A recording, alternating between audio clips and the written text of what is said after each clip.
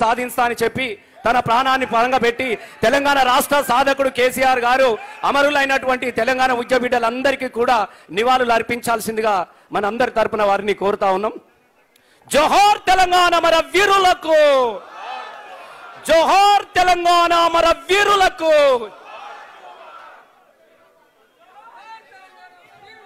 జోహార్ జోహార్ జోహార్ తెలంగాణ అమర వీరులకు. జై తెలంగాణ, జై తెలంగాణ. కేసీఆర్ గారి నాయకత్వం, కేసీఆర్ గారి నాయకత్వం. జై తెలంగాణ, జోహార్ తెలంగాణ అమర వీరులకు. పెద్దలు పెద్దలు తెలంగాణ రాష్ట్ర స్వాప్నికుడు, తెలంగాణ రాష్ట్ర సాధకులు, తెలంగాణ రావాలి, తెలంగాణ ప్రజల కలలు పండాలని 14 సంవత్సరాలు అలుపెరుగని పోరాటం చేసి కేసీఆర్ జచ్చుడో తెలంగాణ వచ్చుడు అనే ఒకే ఒక నినాదంతో తెలంగాణ రాష్ట్రాన్ని సాధించి తెలంగాణ ప్రజల రుణం తీర్చినటువంటి పెద్దలు కేసీఆర్ గారిని మాట్లాడాల్సిందిగా కోరుతా ఉన్నాం. అలంకరించినటువంటి ఉద్యమ సహచరులు, వేదిక ముందు ఆసీనులైనటువంటి ఉద్యమ సహచరులందరికీ నమస్కారం. మొదటగా మీ అందరికీ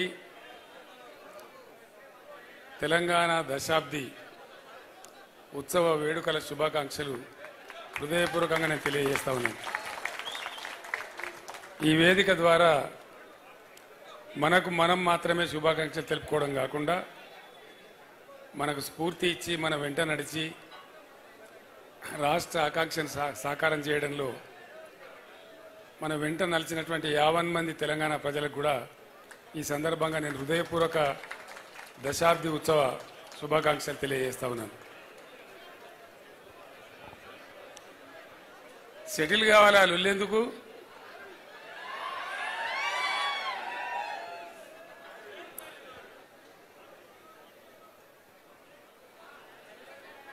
కొన్ని క్షణాలు చాలా గొప్పగా ఉంటాయి జీవితంలో, ఎవరికైనా కొన్ని బాధ పెట్టేవిగా ఉంటాయి. ఇది ఒక గొప్ప ఉద్విగ్నమైనటువంటి క్షణం. ఈరోజు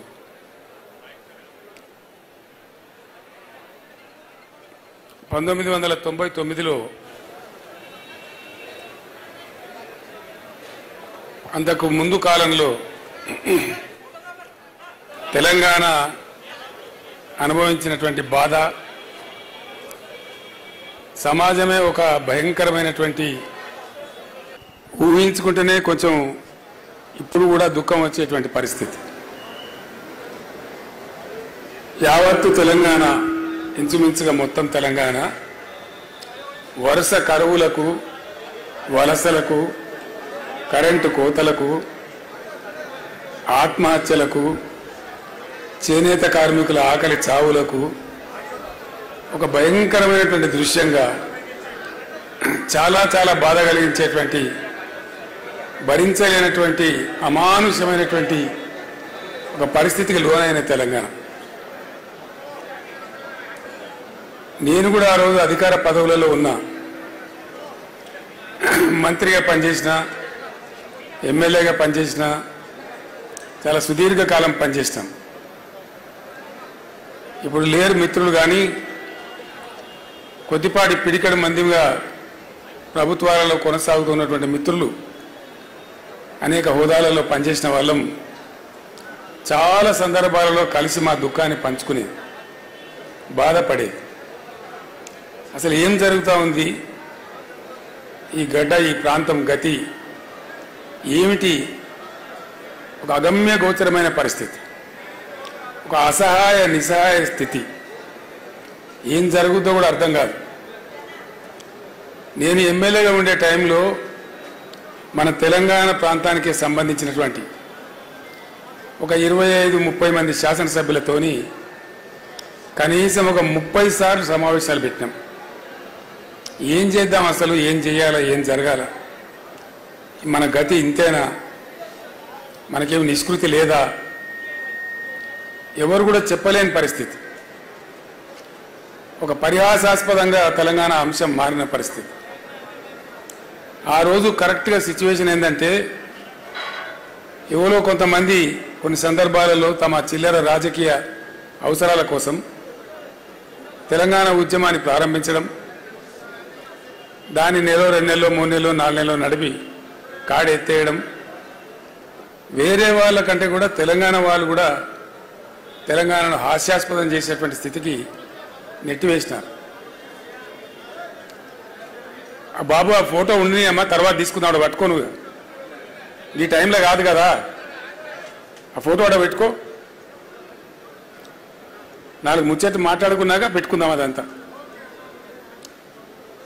సో అట్లా ఎవ్వరు కూడా తెలంగాణ రాష్ట్రం వచ్చుడు కాదు, అసలు తెలంగాణ అంటే మాట్లాడుడే కష్టం. ప్రణయ భాస్కర్ అనే ఒక ఎమ్మెల్యే శాసనసభలో తెలంగాణ అంటే స్పీకర్, ఆనాడు ఉన్నటువంటి స్పీకర్, మీరు తెలంగాణ అనే పదమే మాట్లాడకూడదండి, వెనుకబడిన ప్రాంతం అని మాట్లాడండి అని, తెలంగాణ అనకూడదు అని స్పీకర్ స్థానం నుంచి ఉత్తర్వులు జారీ చేసేటువంటి దుస్థితి. అంటే ఎక్కడికి పోయింది తెలంగాణ? చాలా భయంకరం ఊహించుకుంటే. తెలంగాణ అనవద్దు అని శాసనసభలో స్వయంగా సభాపతి గారు చెప్తారు. So where was Telangana? Very dangerous situation. ప్రణయ భాస్కర్, వినయ్ భాస్కర్ వాళ్ళ అన్న, నేను కరెక్ట్గా చెప్పిన, మీరే కరెక్ట్గా వినలే. సో చాలా దుర్భరమైన పరిస్థితి. ఎక్కడన్నా ఏదైనా సందర్భంలో 10 మంది కూర్చున్న చోట తెలంగాణ ముచ్చట పడితే క్యా లగాయ భయ్, క్యా దుకాన్ లగాయ, అంత ఈజీగా అంత పేలవం అయిపోయింది తెలంగాణ. ఎటువంటి బాధలంటే ఆనాడు నా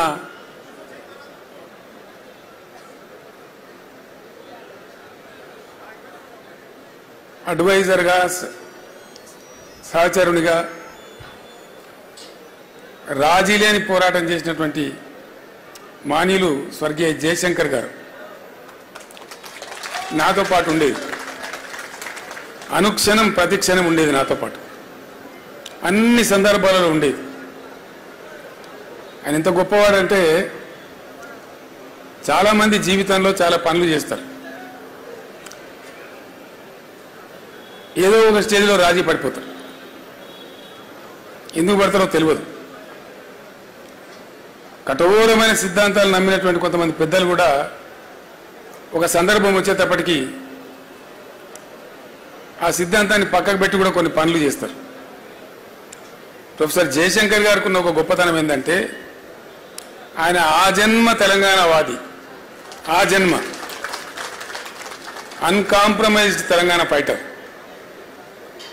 అన్డౌటెడ్లీ. ఎందుకంటే ఒక 14-15 ఏళ్ళు సుదీర్ఘంగా ఆయనతో పాటు నేను కలిసి పనిచేసిన కాబట్టి అనేక సందర్భాలలో, ప్రయాణంలో కావచ్చు, ప్రస్థానంలో కావచ్చు, చర్చలలో కావచ్చు, ఎంత గొప్పవాడు ఆయన అంటే ఈ టైంలో నేను ఆయన స్మరించుకోకుండా ఉండలేను. అట్లాంటి మనుషులు అరుదుగా ఉంటారు ప్రపంచంలో. ఎక్కడి నుంచి ప్రారంభమైంది సార్ మీ ప్రస్థానం అంటే, హైదరాబాద్ స్టేట్గా ఉన్నప్పుడు, అక్కడ ఆంధ్ర రాష్ట్రం ఉన్నప్పుడు నిజాం రాజు పెట్టినటువంటి పాఠశాలలు ఉండేవి మన దగ్గర.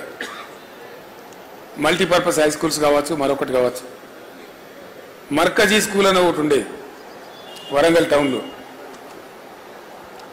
ఆ మర్కజీ స్కూల్లో ఆయన విద్యార్థిగా ఉండే టైంలో ఆంధ్ర ప్రాంతం నుంచి ఉన్నటువంటి ఆనాటి అయ్యదేవర కాళేశ్వరరావు వగైరా వగైరా వ్యక్తులు వచ్చి తెలంగాణ ప్రజలను మానసికంగా సిద్ధం చేయడానికి కొన్ని ప్రయత్నాలు చేసేవాళ్ళు. దానిలో భాగంగా ఆయన వచ్చి మీ తెలంగాణ భాష మొత్తం చెడిపోయింది, కులిపోయింది, మీ తెలంగాణ భాషలో బాగా ఉర్దూ ఉంటుంది, మీది స్వచ్ఛమైన తెలుగు కాదు అని ఒక హేళన చేసినట్టుగా మాట్లాడుతూ, మీరు సంస్కరించబడాలి, మిమ్మల్ని సంస్కరించడానికి మేము ఆంధ్ర ప్రాంతం నుంచి వస్తాం అంటే వీళ్ళు లేచి జై తెలంగాణ అని చెప్పి పిడికిలు బిగించి రాళ్ళు విసిరేసింది. విసిరేస్తే మొట్టమొదటి లాఠీ చార్జ్ అక్కడ జరిగింది వరంగల్లో ఆ విద్యార్థుల మీద. అంతకుముందు కూడా ఖమ్మంలో కొంత జరిగింది, కానీ ఇది తెలంగాణ ఏర్పాటు అయిన తర్వాత ఖమ్మంలో జరిగింది. తెలంగాణ ఏర్పడక ముందు హైదరాబాద్ స్టేట్గా ఉన్నప్పుడు జరిగిన సంఘటన ఇది. అక్కడి నుంచి ఆయన ఏ రోజుకైనా సరే తెలంగాణ తన అస్తిత్వాన్ని కోల్పోకూడదు, తెలంగాణ తెలంగాణగానే ఉండాలి అని మనసులో పూర్తిగా బాగా సంకల్పం తీసుకొని ఆయన జీవితకాలం అంతా కూడా పనిచేసిండు. ఎట్లా చూస్తే అట్లా, ఆయనకి ఎంత చేతనైతే అట్లా. ఆనాడు ఉన్నటువంటి ముఖ్యమంత్రి బ్రహ్మానంద రెడ్డి గారు స్వయంగా పిలిచి బెదిరిస్తే కూడా నేను ఊసి చేస్తామంటే చేయండి సార్, మీ చేతిలో అధికారం ఉంది, నేను మాత్రం తెలంగాణ పందా వీడే ప్రశ్నే లేదు అని చెప్పి నిలబడ్డ దీశాలు. అట్లా ఇంక అనేక సందర్భాలు, అనేక బెదిరింపులు, అనేక ఇది. ఒక తీయటి అనుభవం ఏంటంటే వారితోని వారు ఎంత అన్కాంప్రమైజ్డ్, ఎంత రాజీ లేని పోరాట పంద ఉన్న వ్యక్తి అంటే, సరే జరిగింది, జరుగుతూ వచ్చింది, చరిత్ర అంతా జరిగింది, విలీనమైంది. విలీనం టైంలో సిటీ కాలేజ్ దగ్గర 7 విద్యార్థులను చంపేసినారు కాల్పులలో. అవన్నిటికీ సాక్షి ఆయన. తదనంతరం తెలంగాణ ఉద్యమం కోసం కూడా పరితపించిన వ్యక్తి. 69లో ఉద్యమం వచ్చింది, చాలా ఉవ్వెత్తున ఎగిసిపడ్డది. చాలామంది పెద్దలు పోరాటం చేసినారు, వాళ్ళని కూడా మనం సదా స్మరణీయులు. వాళ్ళు నా ముందు కూర్చున్నారు విజయసింహారెడ్డి గారు, నల్గొండ నాయకులు. వారి తండ్రి గారు బ్రహ్మాండమైనటువంటి కృష్ణారెడ్డి గారు ఆ రోజు పోరాటంలో అగ్రభాగంలో ఉన్నారు. నా పక్కన ఉన్న పోచారం శ్రీనివాసరెడ్డి గారు 69లో ఇక్కడ ఇంజనీరింగ్ కాలేజీ విద్యార్థిగా ఉంటూ పాలిటెక్నిక్ కాలేజీలో అనేక సార్లు లాఠీ దెబ్బలు తిని జైలుకు పోయినారు.